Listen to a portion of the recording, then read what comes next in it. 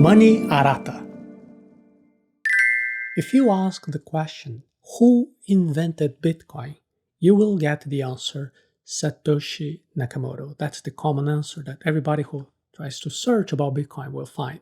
And indeed, it was Satoshi Nakamoto who wrote back in 2008 the paper that was detailing what Bitcoin was and how it would work in practice.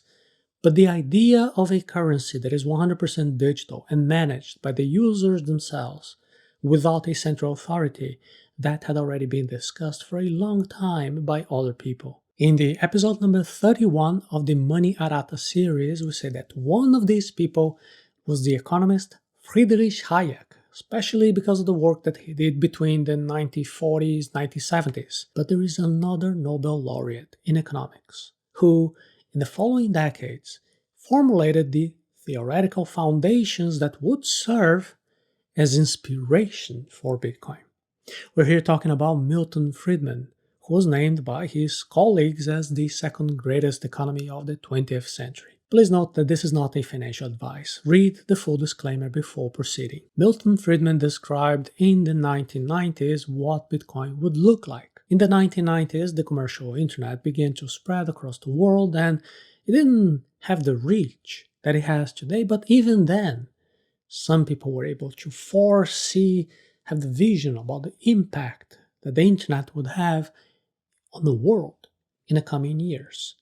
These forecasts usually spoke about the ease of communication, information dissemination, the broadcast, and even the commerce.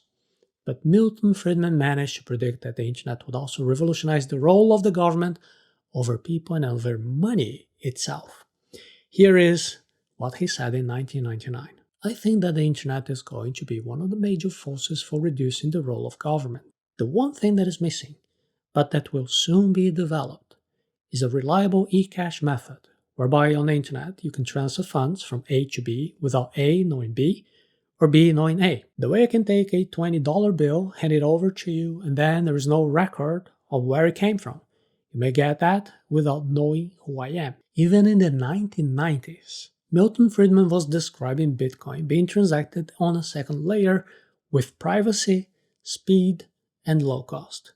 Even in 1991, even before the Crypto Anarchist Manifesto that inspired the first digital currencies, Milton Friedman was already talking about his vision that he dreamed of computer-controlled money. And this vision, this desire, has everything to do with the academic influences of Milton Friedman. Just like Hayek, Friedman was a liberal economist. For him, the less governments intervene in the economy, the more efficient the economy will be.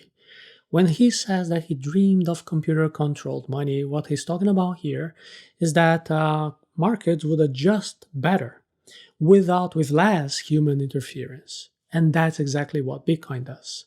It adjusts itself based on mathematical calculations according to pre-programmed rules that are known to everyone, without the interference of a central authority that is deciding what to do to manage each single crisis that appears in front of us. Friedman's forecast focused on the elimination of intermediaries provided by the internet. Milton Friedman passed away in 2006, 2 years before Bitcoin was created. But he had time to see the internet emerge and expand on an exponential scale between the 1990s and the mid-2000s. During this period, the internet was eliminating several intermediaries that existed between producers and consumers. Many industries have suffered from this. For example, record labels, book publishers, and many others. But Friedman noted that another, much more impactful intermediary would also lose steam. In 1999, he said that he believed the internet would be one of the biggest forces reducing the role of government, specifically on the issue of money. He believed that the internet could reduce or even eliminate the need for a third party to validate financial transactions. Until the creation of Bitcoin, every financial transaction needed to have 3 parties involved. One party is the one who gives the money to the other party, who is the one who receives the money. But then there is a third party, the intermediary, who checks if all the parties have fulfilled their obligations to give and to receive. Basically, that's what banks, credit card companies, payment systems, loan providers, they all do. There has always been this need for a third party intermediary. Of course, this third party intermediary will not work for free. They charge a price, a fee. That's the cost of every financial transaction.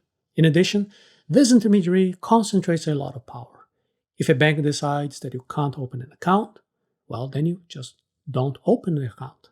If a loan provider decides you need to pay a high interest rate, you either pay or you don't take out the loan.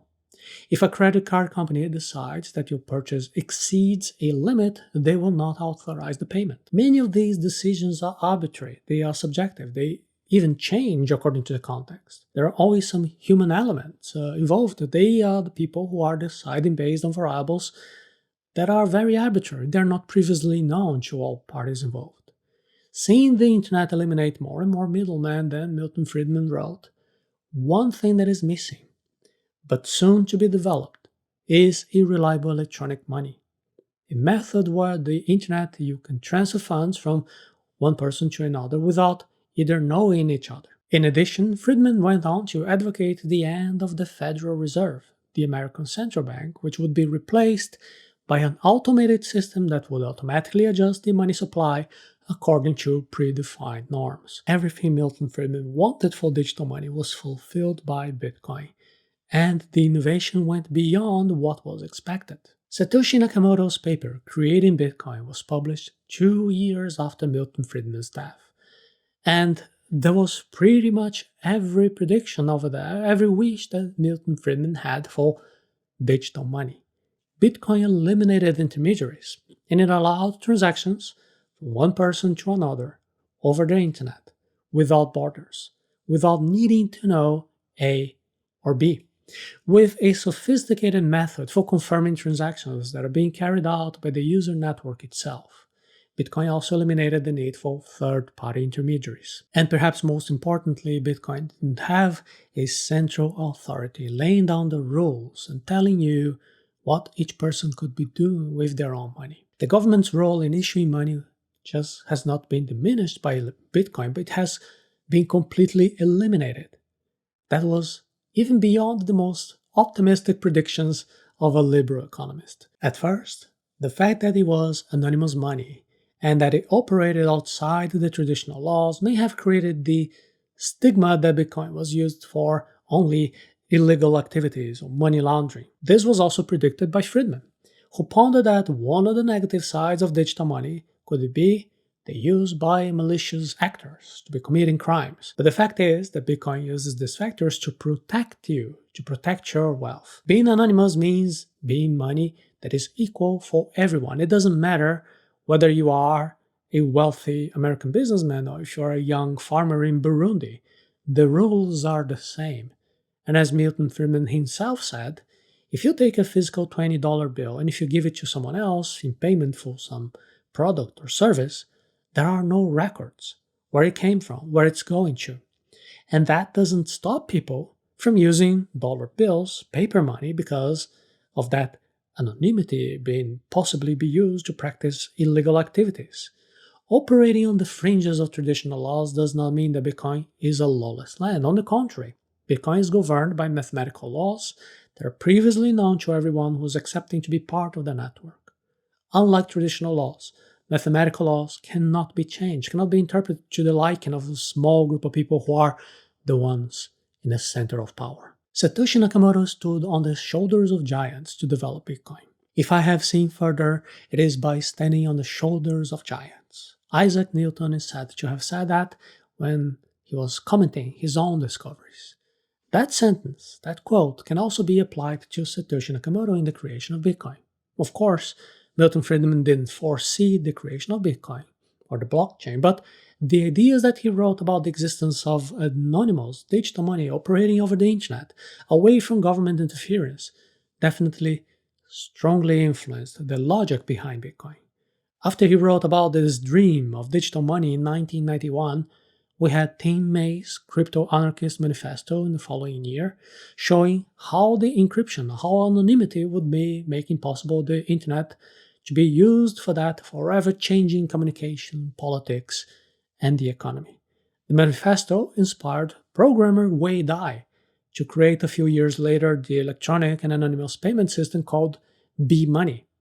In the same year, cryptographer Nick Szabo described a mechanism for decentralized virtual currency called BitGold, which would dispense all the need for a third-party intermediary to be carrying out a financial transaction. All these ideas matured until, in October 31, 2008, there was an email signed with the pseudonym Satoshi Nakamoto, and until today, nobody knows who that person actually is, but writing to the cryptography mailing list with the original Bitcoin white paper. And this article manages to explain just 9 pages how this new digital money can be scarce, divisible, portable, anonymous, and do direct transactions that are international, with a value that is freely determined by the individuals in the market. It was only because Satoshi Nakamoto was standing on the shoulders of giants like Hayek, Friedman, and so many others. Many years before Bitcoin was invented, one of the greatest economists of all time have predicted that the internet would be making possible to create digital money that would be free from government interference. Milton Friedman was able to predict the revolution that the internet would cause in money and accurately described how this new form of money would work. A genius like him managed to see Bitcoin even before Bitcoin existed. But there are people who still cannot understand exactly how Bitcoin works and how it is possible to make money from it. If you are one of these people, I invite you to learn about the Diamond Hands training, in which you can learn everything that you need to start investing in Bitcoin as soon as possible. And to learn about the Diamond Hands course, you can go to the address arata.se/Diamond Hands.